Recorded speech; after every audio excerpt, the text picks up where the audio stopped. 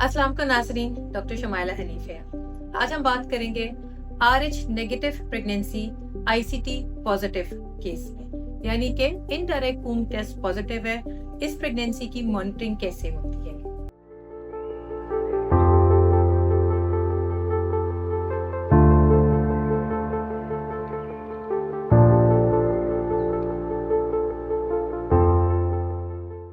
पिछली वीडियो जो कि पार्ट 1 थी, उसमें हमने बताया कि RH नेगेटिव प्रेगनेंसी किसको कहते हैं और इसमें प्रेगनेंसी में क्या मॉनिटरिंग होती है, किस किस्म के इंजेक्शन हम प्रेगनेंसी के दौरान देते हैं और डिलीवरी के बाद भी हम कौन सा इंपॉर्टेंट इंजेक्शन 72 घंटे के अंदर देते हैं। आज हम बात करेंगे उन प्रेगनेंसी जो कि RH नेगेटिव मदर्स हैं पर उनका इनडायरेक्ट वूम्ब टेस्ट पॉजिटिव आया है। इसका मतलब है कि माँ के अंदर ऐसी एंटीबॉडीज डेवलप हो गई हैं जो कि उसके अंदर पलने वाले पॉजिटिव ब्लड ग्रुप के बच्चे के सेल्स को डैमेज कर सकती हैं, किल कर सकती हैं, जिस बेस पे फिर बच्चे को मजीद मसाइल माँ के पेट के अंदर आ सकते हैं। उसमें खून की कमी हो जाती है, अनीमिया हो जाता है और अगर ये टाइमली डायग्नोज ना हो तो फर्दर कॉम्प्लिकेशंस हो सकती हैं, जिसमें बच्चे का हार्ट फेलियर भी हो सकता है, बच्चे की पूरी बॉडी में स्वेलिंग हो जाती है, हाइड्रोप्स फर्टाइलिस और यहाँ तक कि बच्चे की पेट में डेथ भी हो सकती है।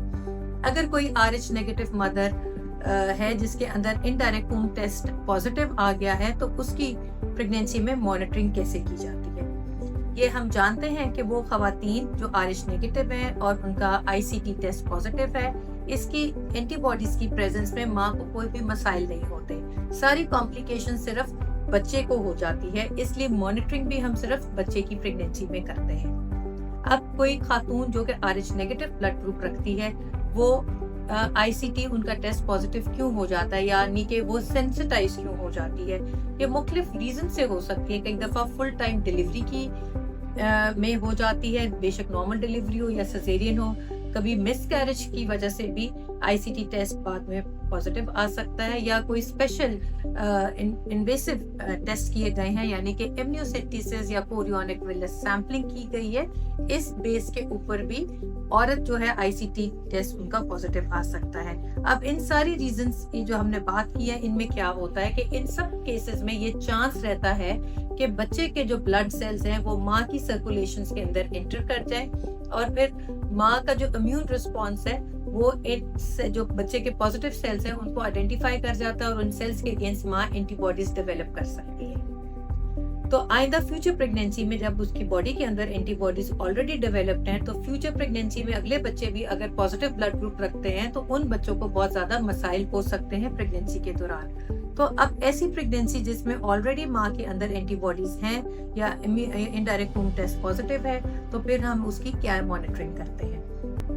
जब किसी औरत का प्रेगनेंसी के दौरान इनडायरेक्ट वूम्ब टेस्ट पॉजिटिव आ जाए तो उसके बाद हम उनका जो बॉडी में एंटीबॉडी लेवल है उसको चेक करते हैं, जिसको हम कहते हैं RH एंटीबॉडी टीटर, के उनकी बॉडी के अंदर एंटीबॉडीज की मिकदार कितनी है। यूजुअली ये डाइल्यूशंस के रिजल्ट्स में आती है, यानी कि अगर आप रिपोर्ट देखें तो उसमें लिखा होता है 1 in 4, 1 in 8, 1 in 16, 1 in 32, इस तरह डाइल्यूशंस में रिजल्ट्स आते हैं। जितनी डाइल्यूशन कम होगी यानी 1 in 4, इसका मतलब है माँ के अंदर एंटीबॉडीज की मिकदार कम है। जितनी मिकदार कम होगी बच्चे को कॉम्प्लिकेशन होने का चांस कम है। जिस तरह ये डाइल्यूशन बढ़ती चली जाएगी इसका मतलब है औरत के अंदर ये एंटीबॉडीज की मिकदार बहुत ही ज्यादा है और उतना ही बच्चे को माँ के पेट के अंदर मसाइल होने का चांस ज्यादा है। हम ये वक्तन फवक्तन ये एंटीबॉडी टीटर करते रहते हैं और जब एक टारगेट लेवल जो स्पेसिफिकली हम कहते हैं 1 in 64 पे आ जाए तो उसके बाद हमें बच्चे की मॉनिटरिंग यानी फीटल मॉनिटरिंग करनी पड़ जाती है, क्योंकि 1 in 64 एक लोअर लिमिट है जिसमें हम समझते हैं कि माँ के अंदर बहुत ही ज्यादा एंटीबॉडीज हैं जो कि बच्चे को डैमेज कर सकती है। इसके बाद हम अल्ट्रासाउंड से बच्चे की मॉनिटरिंग करते हैं। अब रिसेंटली काफी सालों से अल्ट्रासाउंड से बच्चे की मॉनिटरिंग की जाती है क्योंकि ये इजीली अवेलेबल है और इसमें स्पेसिफिक डॉपलर अल्ट्रासाउंड कराए जाते हैं। जो खास डॉपलर अल्ट्रासाउंड हम कराते हैं वो बच्चे की ब्रेन का डॉपलर कराते हैं। मिडिल सेरेब्रल आर्टरी में जो बच्चे का ब्लड फ्लो है उसको हम असेस करते हैं। होता क्या है कि जो एंटीबॉडीज है माँ के अंदर ये आवल से गुजर के बच्चे के ब्लड सेल्स को डैमेज करते हैं, किल कर देते हैं। बच्चे के सेल्स जब किल हो जाते हैं तो बच्चे के अंदर खून की कमी हो जाती है, जिसको हम अनीमिया कहते हैं। जब खून की कमी होगी तो ब्लड पतला होगा, तो जो मिडिल सेरेब्रल आर्टरी में हम इस ब्लड फ्लो को देखते हैं वो हाई वेलोसिटी का ब्लड फ्लो इसमें नजर आता है। जब हम हाई वेलोसिटी की जो रीडिंग्स इस जो चेक करते हैं, इसमें स्पेसिफिक अगर मेडिकली तौर पे बात करें तो मिडिल सेरेब्रल आर्टरी की पीक सिस्टोलिक वेलोसिटी हम चेक करते हैं और उसको एक चार्ट के ऊपर हम चार्टिंग करते हैं। जब वो एक स्पेसिफिक लिमिट से ऊपर हो जाए, जिसको हम कहते हैं 1.5 MOM से ज्यादा हो जाए, तो इसका मतलब है कि बच्चे को बहुत ही ज्यादा अनीमिया है और ये वो टाइम है जब बच्चे को माँ के पेट के अंदर ही ब्लड ट्रांसफ्यूजन की जरूरत है, ताकि उसका अनीमिया करेक्ट हो जाए और उसको नेक्स्ट कॉम्प्लिकेशंस ना हो। ये जो बच्चे को ब्लड ट्रांसफ्यूजन दिया जाता है माँ के पेट के अंदर ही दिया जाता है, ये फीटल मेडिकल सेंटर्स में दिया जाता है। जब एक दफा ब्लड ट्रांसफ्यूजन हो जाए उसके बाद भी मॉनिटरिंग कंटिन्यू होती है, क्योंकि अनीमिया बच्चे को फिर भी हो सकता है, क्योंकि माँ के एंटीबॉडीज आगे भी सेल्स को, बच्चे के सेल्स को डैमेज कर सकते हैं। तो ये फ्रीक्वेंट जो इन्वेस्टिगेशन डॉपलर स्कैन से है, जो मिडिल सेरेब्रल आर्टरी का पीक सिस्टोलिक वेलोसिटी हम चेक करते हैं, ये हर वक्फन वीक्स के बाद हम चेक करते रहते हैं। और ये कई दफा हो जाता है कि एक ब्लड ट्रांसफ्यूजन के बाद कई दफा बच्चे को दोबारा ट्रांसफ्यूजन की भी जरूरत पड़ती है। अब हमने ट्रांसफ्यूजन कब तक देनी है? हमारा एम ये है कि हमने प्रेगनेंसी को खैरियत से उस टाइम पीरियड तक लेके जाना है जब हम समझते हैं कि इस टाइम पे अगर हम बच्चे को डिलीवर कर ले तो ये बाहर भी सरवाइव कर सकता है। तो एज ऑफ वायबिलिटी तक हम लेके जाते हैं और ये डिपेंड करता है इंडिविजुअल न्यूनेटल सर्विसेज के ऊपर कि वो किस टाइम पीरियड का बेबी को सरवाइव या बचा सकते हैं।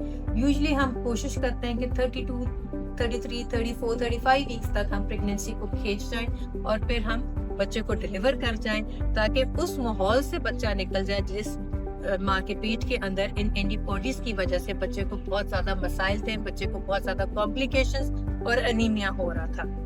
तो अब जो RH नेगेटिव खवातीन जो कि इनका अंदर एंटीबॉडीज डेवलप हो गई हैं, इनडायरेक्ट खून टेस्ट पॉजिटिव आ गया है और एंटीबॉडीज उनके अंदर हैं, इनकी मॉनिटरिंग अब बहुत इजी हो गई है, बच्चे की ट्रीटमेंट आसान हो गई है और फीटल मेडिकल सेंटर्स में ये ट्रीटमेंट अवेलेबल है।